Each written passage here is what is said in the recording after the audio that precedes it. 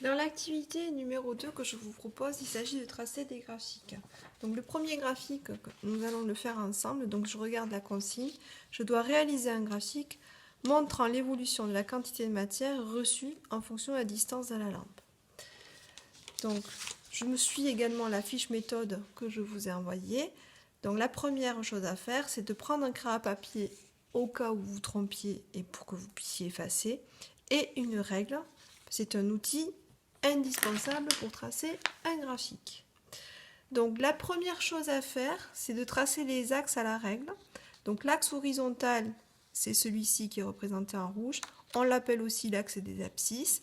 L'axe vertical, c'est celui-ci représenté en vert. Et on l'appelle aussi l'axe des ordonnées. Donc je vais tracer ces axes. Donc, voilà. L'axe vertical et l'axe horizontal. Alors moi je trace au feutre pour que vous puissiez mieux y voir, mais vous le faites au crayon à papier. Ensuite, la fiche méthode précise qu'il faut tracer une flèche en haut de chaque axe. Donc je place une flèche en haut de chaque axe. Puis je dois identifier les axes, sachant qu'il faut placer sur l'axe horizontal la grandeur que l'on fait varier. Et on la repère parce qu'elle est placée dans la consigne après juste les mots en fonction de. Donc, je regarde la consigne.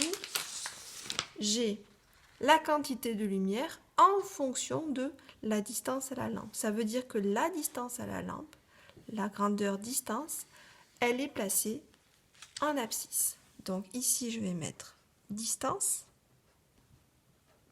Et là, je vais mettre quantité de lumière.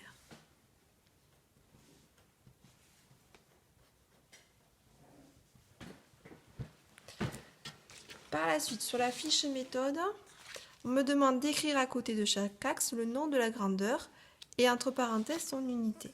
Donc j'ai déjà écrit les grandeurs. Il me manque les unités que je dois écrire entre parenthèses. Pour savoir quelles sont les unités utilisées, je regarde la consigne. Donc la distance est exprimée en centimètres et la quantité de lumière est exprimée en lux.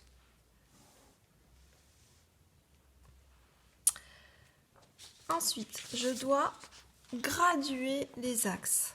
Donc, graduer les axes en utilisant l'échelle donnée par le professeur. L'échelle est ici. Je dois les graduer en abscisse tous les deux carreaux et en ordonnée tous les carreaux. Donc, en abscisse tous les deux carreaux et en ordonnée tous les carreaux.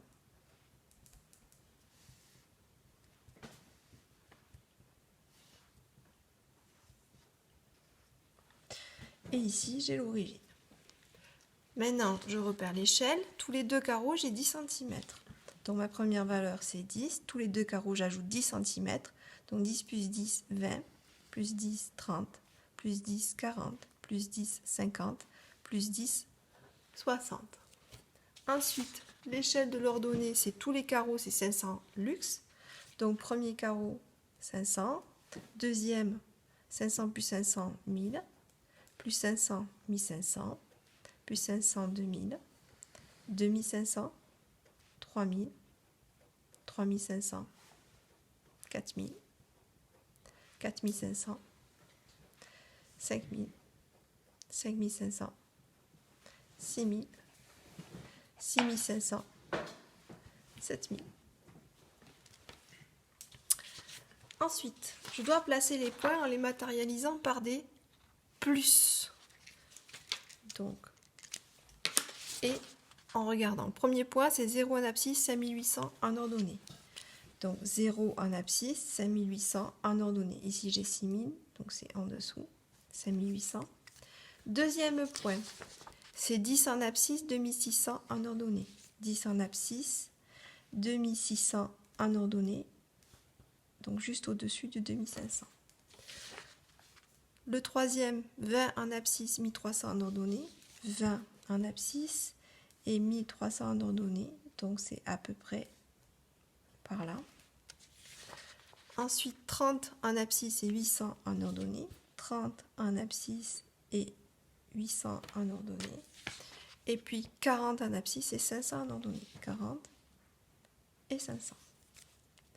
Je suis toujours la fiche méthode qui me dit que je dois tracer une courbe régulière. Et deux cas se présentent. Soit les points ne sont pas alignés et on doit tracer la courbe à main levée, soit les points sont alignés et on doit tracer une droite qui passe par le maximum de points. Les points ne sont pas alignés, j'arrive pas à les aligner sur la droite. Donc c'est une courbe que je dois tracer à main levée.